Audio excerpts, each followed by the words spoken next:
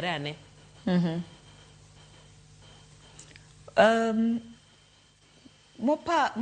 Mokadho dweche kata higa mokadho ni waneno the rise of TikTokers madholuo sana. Jok maloso content mag gidhog mama sana mekuwa mag joluo koni. Waseneno kaka jowa ma samoro ok gin kata jok ma odak around content creators gi, but waseneno kaka ji enjoy content gigi.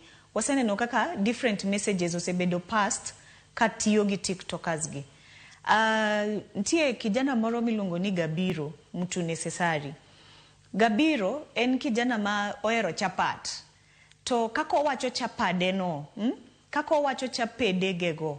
Ntie kako wache in such a way makata in digomb ng'eyo mondo iwache chapat kaka Gabiro wacho chapat.